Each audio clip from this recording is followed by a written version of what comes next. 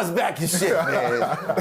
You want to give him back his shit, man. Is that how we're going to start this That's how we're going to start. So here's the truth. Right. The truth is, first things first. Mm-hmm. I sold my share, which is 2%. 2%. That's all it was. 2%. I'm the executive producer of Illmatic, and it was written. Right. My share is 2%. 2%. That's it. I'm entitled to sell my share. Right. I offered it back to Nas, but Nas gets it back in 7 years anyway. Oh. So he was like, "Oh, go get your money." 2%. And I don't own Nas's publishing. Never did. So when Jay-Z said he was fucking with him. I know who I paid God. Searchlight Publishing. So here's the truth about that story. Right. I was the head of promotion, CHR promotion at Def Jam. Right. We're about to put out Reasonable Doubt. And Biggs, Dame, and Jay came to me and they said, "Hey, we got to clear the sample on Dead Presidents. I'm out for presidents to represent me on Filmatic." So I said, "Yeah, it's not a problem. Give me a check for $2,500 and I'll clear it. It's not a problem." They were like, "That was it?" Yeah, I said, "That's it." Went to Zombo. I saw the president, Richard Blackstone. I said, "Hey, this is what we're going to take." I said, "But we'll take 50% of the publishing." So Nas owns, yeah. So what I love to say is, while Jay likes to say that, Nas owns Jay's publishing. Jay does not own Nas's publishing. Wait, what? From that record? From that record, Correct. He took 50% of the publishing. Exactly right. I made that deal. Wait a second. So when Jay dropped Reasonable Doubt again in 2005, right? That was 2005 when he did the thing at Any Radio printing City? of any printing that says Dead President, Nas owns 50% of that song. And I own none of it. I administer. So what I do is, being the administrator, is I just sign and approve it. And for that I get 5%. I don't own anything. One-time fee or? No, for life. For life. 5%. But I just, yeah.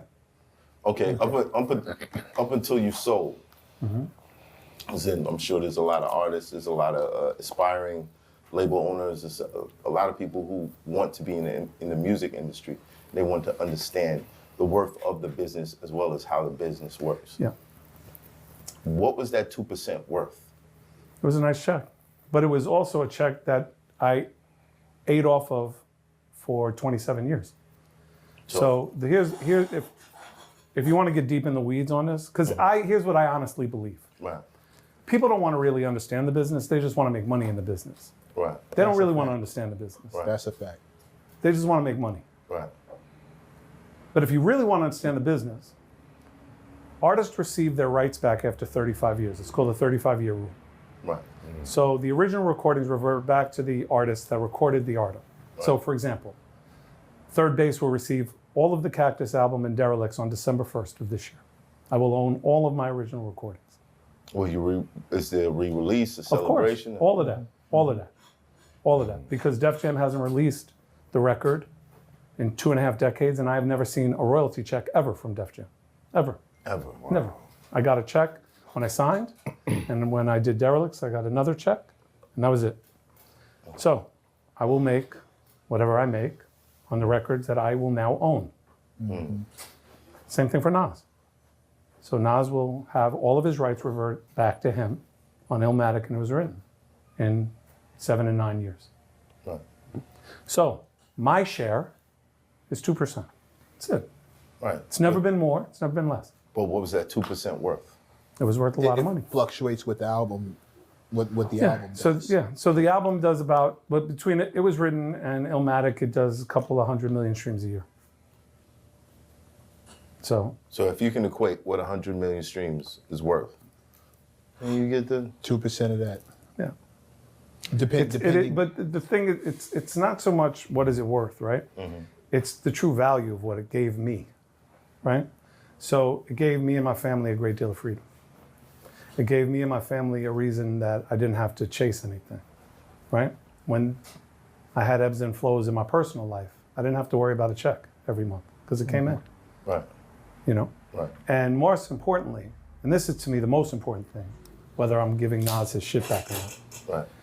is I made Nas a millionaire the first week his album came out because I made sure all of his legal was done properly. He never had a sample clearance issue. He never had a rights issue. He never had to sell his publishing. He never had to do anything except make music.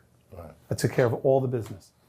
And that first week, that album did 165,000 albums. He was a millionaire, and he never looked back.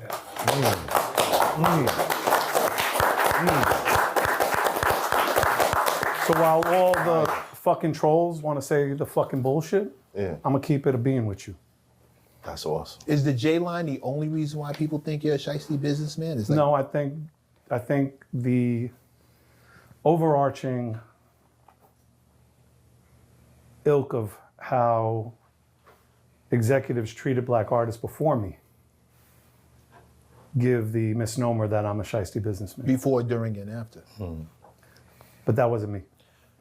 You actually, now, here's where I'll stop the cap.